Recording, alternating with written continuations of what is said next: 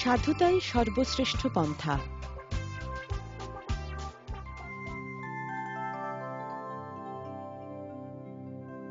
অনেক অনেক দিন আগেকার কথা। এক গাঁয়ে এক দরিদ্র কাঠুরিয়া থাকত।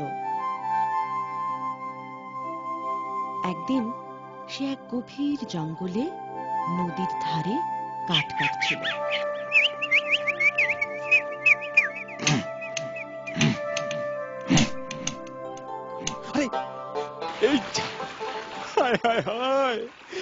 আমার কি সর্বনাশ হলো! তার একমাত্র সম্বল কুড়ুলখানা জলে পড়ে গেল। সে মনের দুঃখে নদীর তীরে বসে কাঁদতে লাগলো। আরে কি সর্বনাশ! এবার আমি কাঠ কাটবই বা কি দিয়ে? এটি বা চলবে কেমন করে? হায় ঈশ্বর, আমার কি ক্ষতি হলো! দরিদ্র কাঠুরিয়ার কান্না শুনে জলদেবতা তার সামনে আবির্ভূত হলেন। তিনি কাঠুরিয়াকে জিজ্ঞেস করলেন, বৎস, কি হয়েছে তোমার? তুমি কাঁদছো কেন?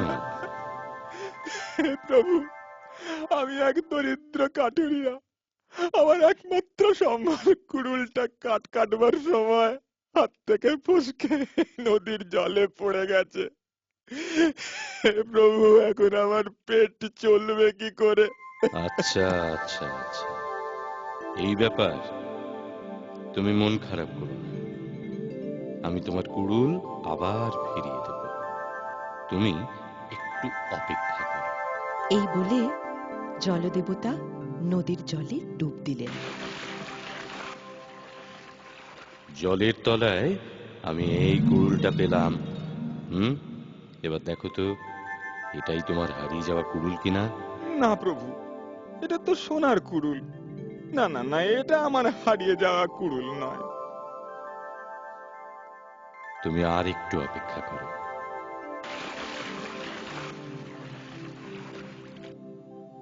দেখো তো বৎস, এটাই তোমার হারিয়ে যাওয়া কুড়ুল কিনা? এটা তো রূপোর কুড়ুল। না না না, এটাও আমার নয়।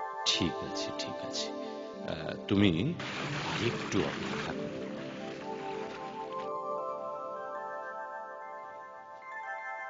বৎস, এই নাও তোমার হারিয়ে যাওয়া কুড়ুল।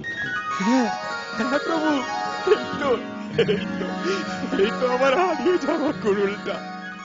ধন্যবাদ ধন্যবাদ প্রভু, আমি আমি চিরকৃতজ্ঞ থাকবো আপনার অশেষ কৃপা। বৎস, আমি তোমার সততায় খুব প্রসন্ন হয়েছি। তোমার সাধুতা আমাকে মুগ্ধ করেছে। এই নাও, এই সোনার রূপোর কুড়ুলটাও নাও। আর সহজ সরল কাঠুরিয়া গায়ে ফিরে গিয়ে তার পাড়াপড়শিদের সব বলল।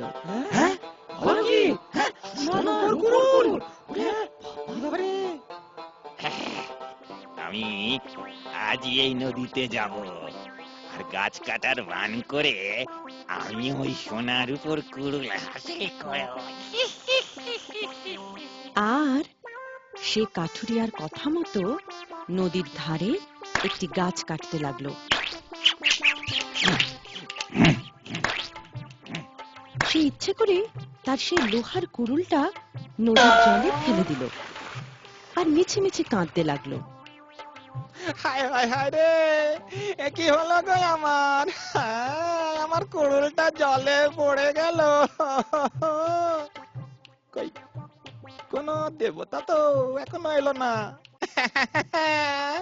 আমার কি হলো গো, আমার কুড়ুলটা জলে পড়ে গেল। এমন সময় জলদেবতা লোভী কাঠুরিয়ার সামনে আবির্ভূত হলেন। বৎস, তুমি কাঁদছো কেন? প্রভু, আমার কুড়ুলটা জলে পড়ে গেছে। দেখো তো, এই সোনার কুড়ুলটা তোমার কিনা?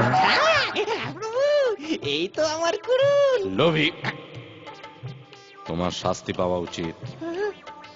সোনার কুড়ুল তো দূর, তোমার আসল কুড়ুলটাও আমি তোমায় ফিরিয়ে দেব না। আর উচিত শাস্তি পেয়ে লোভী কাঠুরিয়া হতাশায় ফিরে গেল।